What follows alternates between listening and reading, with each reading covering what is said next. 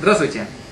В данном видеоуроке будет представлен коннектор, так называемый фаз-коннектор, который недавно появился на российском рынке, и его от его предшественников отличает то, что данный коннектор монтируется без каких-либо монтажных приспособлений, и он является многоразового действия.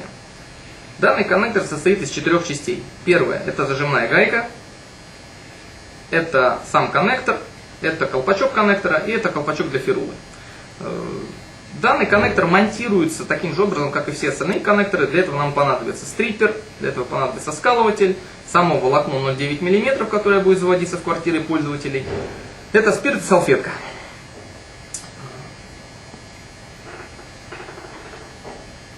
Берем волокно, надеваем на него зажимную гайку. Далее стриппером снимается оболочка 0,9 мм. Далее снимается оболочка 0,25 мм.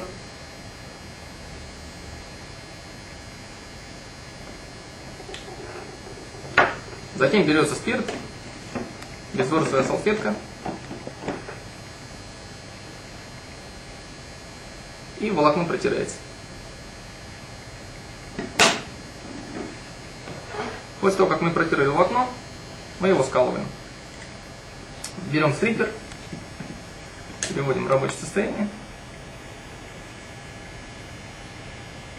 Должны сколоть так, чтобы у нас осталось 20 мм чистого волокна. Скалываем.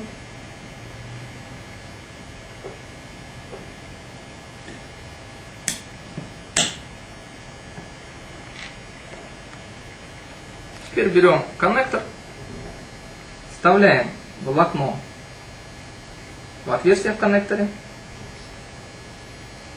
Теперь немного изгибаем его, чтобы получился небольшой изгиб. И переводим зажим в верхнее состояние ближе к феруле. До щелчка. Защелкнули. Это значит, что волокно зажалось и нам теперь ничего не мешает. Теперь закрываем коннектор.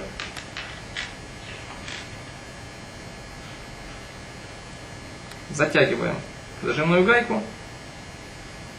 Надеваем колпачок на коннектор. Берем салфетку. Прочищаем ферулу. И надеваем колпачок. Данный коннектор готов к использованию. В случае, если неправильно зажали, либо неправильно скололи, и затухания, которые при соединении вносят больше, чем положено, для этого достаточно. Убираем колпачок. Убираем колпачок на коннектор. Откручиваем зажимную гайку. Переводим зажим в нижнее состояние. Открываем. И извлекаем кабель с волокном. После данной процедуры вы спокойно